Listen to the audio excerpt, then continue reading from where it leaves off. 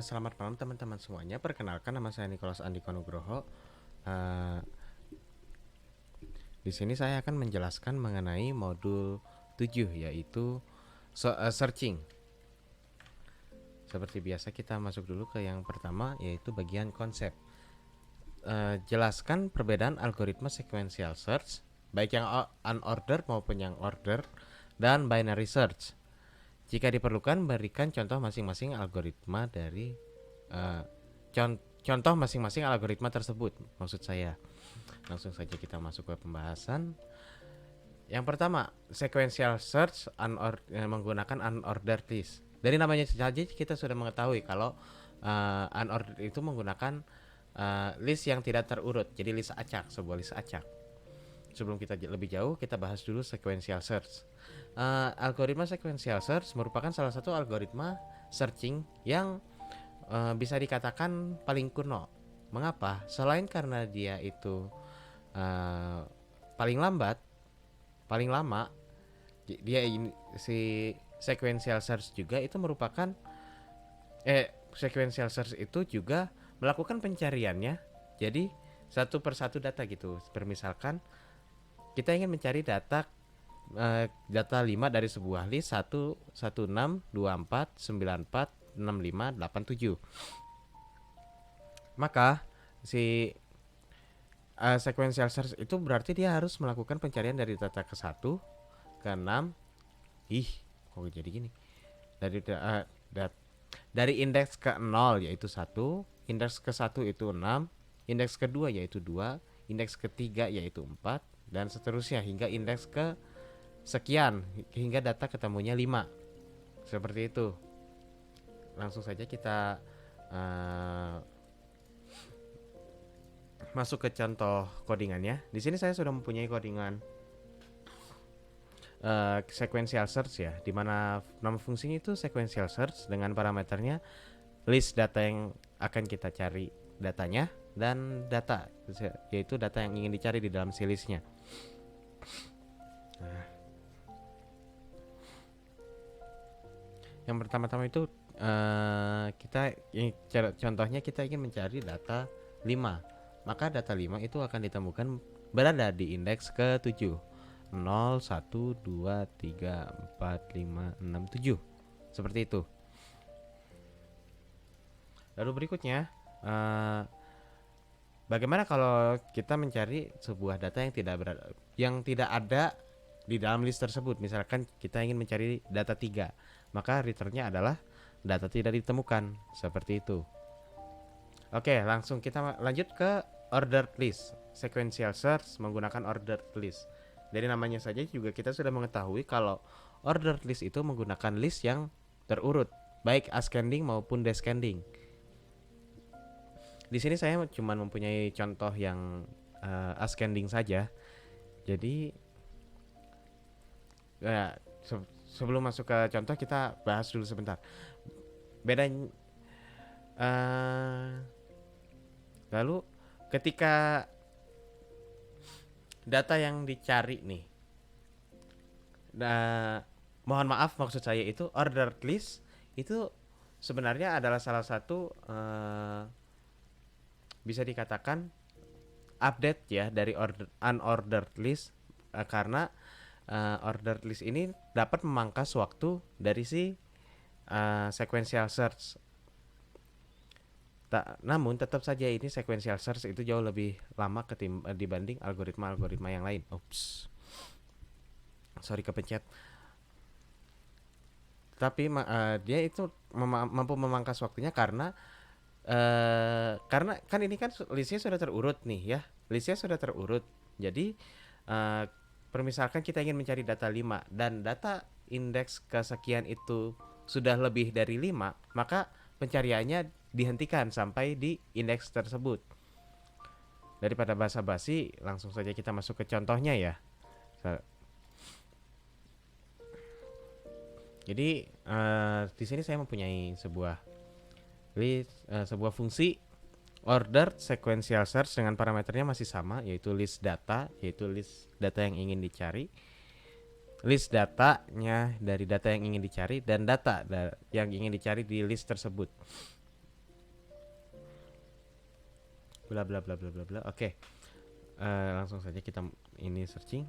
Order sequential searchnya misalkan kita 5 aja deh, yang paling yang tadi gampang. Jadi iterasi ke nolnya itu dia membacanya satu, dia membaca indeks ke nol, datanya adalah satu. Iterasi ke satu dia membaca indeks ke satu, datanya adalah dua.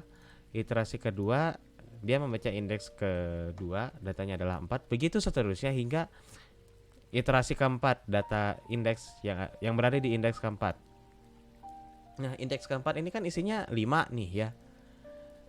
Jadi kita simpan dulu si indeks keempat ini disimpan dulu.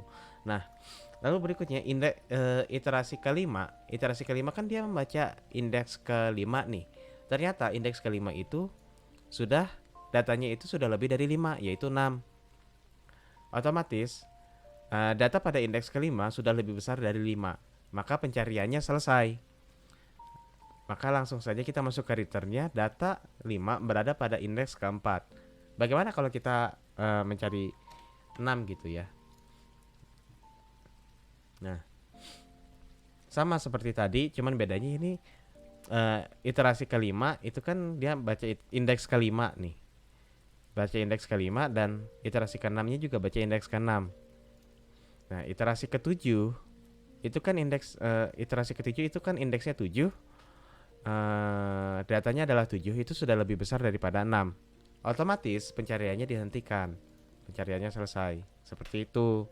Makanya ini ordered list ini jauh lebih efektif untuk memangkas waktu daripada unordered list.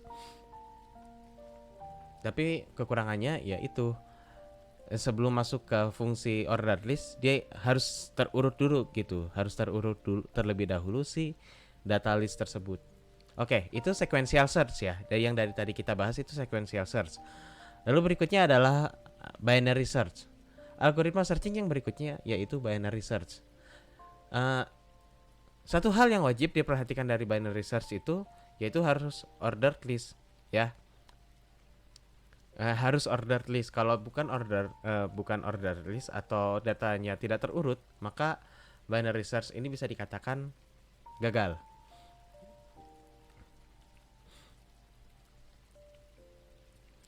Binary search melakukan pencarian data dari dan di tengah-tengah list. Jadi permisalkan saya mempunyai sebuah list gitu. Saya mempunyai sebuah list 1 2 3 4 5. 1 2 3 4 5 6 7. Ya, biar gampang deh, biar gampang. Nah, ini 1 2 3 4 5 6. 6 7. Nah, saya ingin mencari data 2. Ya, data 2. Kalau binary search itu pertama-tama dia itu ngecek di pertengahan, di data tengah ini. Di data tengah ya, iya data tengah. Aduh, maaf. Dia pertama-tama mencari di data tengah. Apabila data yang ingin kita cari itu lebih kecil daripada data yang berada di tengah, otomatis kita akan mencarinya di sini. Seperti itu. Nah, sebaliknya, jika data yang ingin kita cari itu lebih besar dari data yang ada di tengah, otomatis kita akan mencari di sebelah kanan, di sebelah sini. Ya.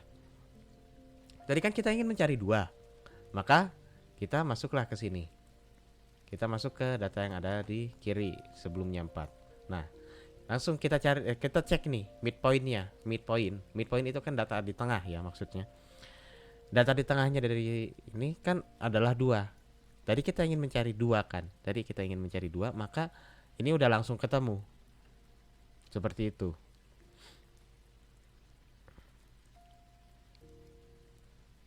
Ya, kurang lebih seperti itulah binary search. Nah, Itu kan contoh dari Paint. Bagaimana kalau dalam codingannya? Di sini saya sudah mempunyai sebuah codingan Python dengan fungsi binary search dengan parameternya tetap sama, yaitu list data.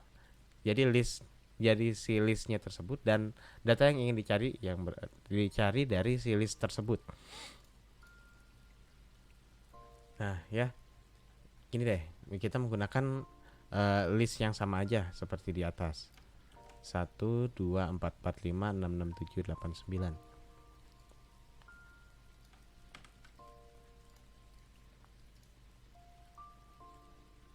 Nah, bisa dilihat di sini data keempat berada di indeks kedua. Cuman yang saya contohkan ini masih belum lengkap ya, karena di sini kan bisa dilihat data 4 itu ada dua, sementara bisa terdetek itu baru satu. Nanti aja deh diberesin ya. Bagaimana kalau kita mencari 8?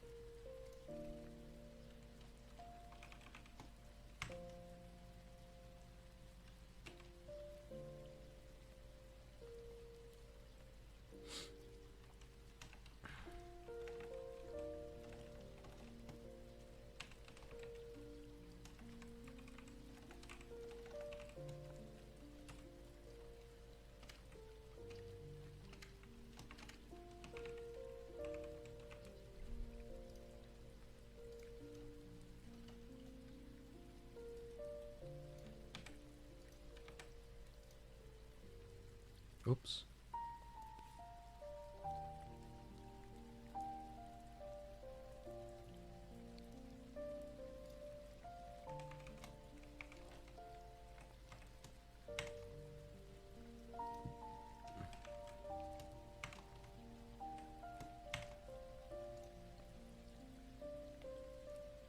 Nah, bisa kita lihat ya di sini ya. Kalau iterasi pertama itu dia midpointnya adalah 4. 1 2 3 4 5 6 7 8 9 10. 10 dibagi 2 itu 5, berarti dia di indeks kelima seharusnya.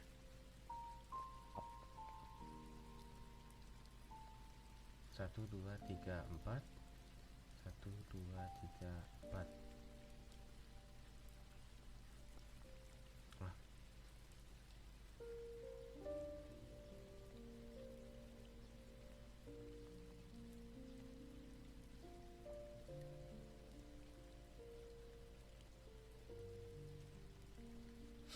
Nah, midpoint. Kenapa midpointnya pertamanya itu 4? Midpoint sama dengan first tambah last dibagi 2. 19 kali 10 9 lagi. Oh iya. 9 salah, maksudnya bukan midpoint. Apa? List data ini midpoint. Nah, kan list data dengan bukan ini. Indeksnya midpoint.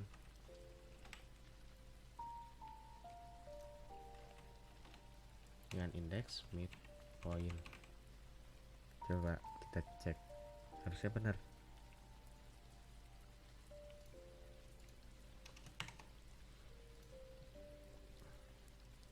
Hah?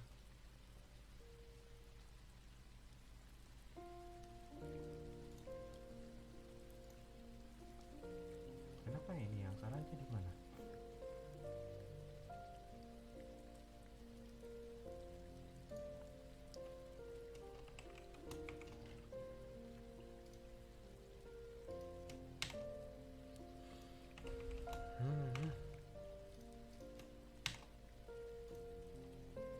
Nah, benar kan?